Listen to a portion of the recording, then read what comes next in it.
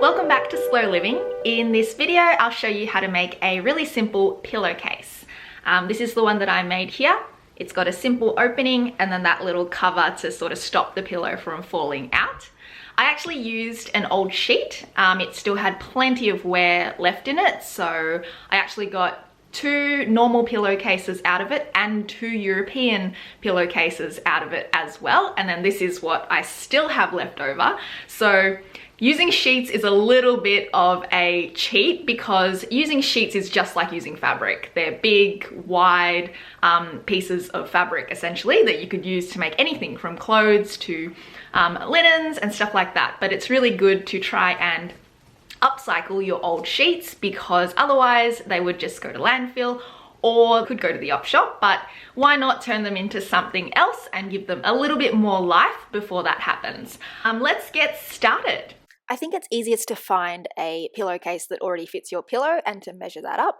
The one that I found here has this little detail on the front and then the really simple little slip opening there.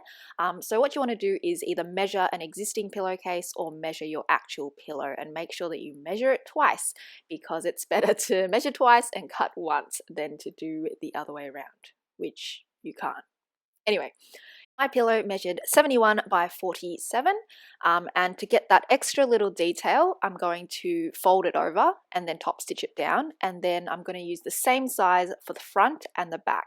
So that extra little detail I measured was 15 centimeters, so I'm going to add 15 centimeters to the end of that, and as you will see, we will get a total of 86 centimeters.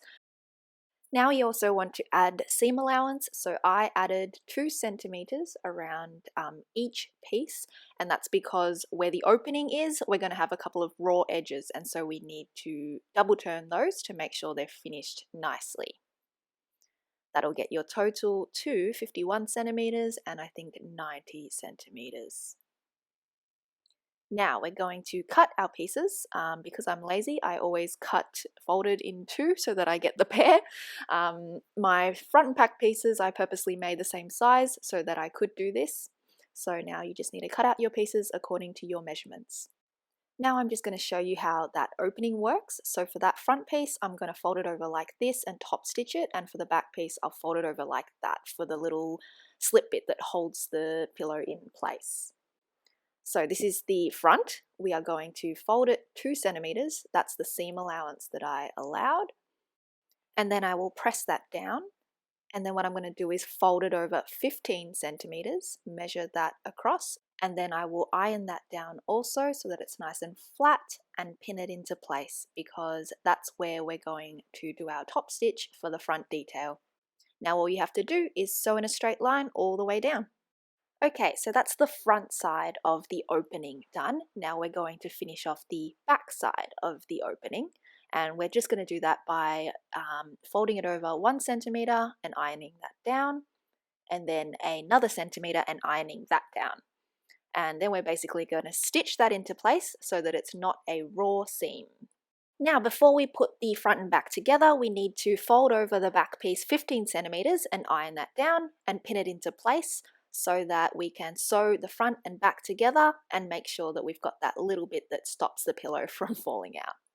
So I pop my back piece down with the extra little folded bit on the outside, and then pop the front on top of the back with the top stitch detail on the inside. Basically, you want your right sides together and your wrong sides facing out, because we're now going to finish off the pillow by sewing along the outside the 3 edges, and obviously not across the front of the opening of the pillowcase. Now we're almost done, but we've got some raw edges, so it's a good idea to use either a zigzag stitch to finish off this raw edge, and that will stop it from fraying, or you can use a serger if you've got one. Now we can flip our pillowcase the right side out and we can pull out the corners. You can clip the corners if you like, but I think I preferred to have them a little bit blunt because I don't like when my cushions or pillowcases have those like really pointy corners. Now we just finish off by giving it a nice iron. I like to iron the seams open first and then I'll iron it together like this. I just find you get a nicer finish that way. And there you have it, your pillowcase is complete.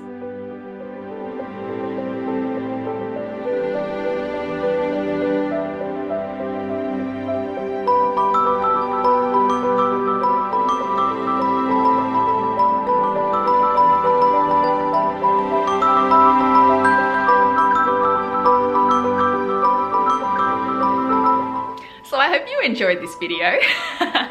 I would love to see your pillowcases if you had a go. You can tag me at Slew Living, and that's Slow with an E. You can find me on Instagram and here, of course. I hope that you're doing okay. Currently in lockdown in Melbourne, it's getting really hard. So I feel you if you're in the same boat or anywhere else in the world.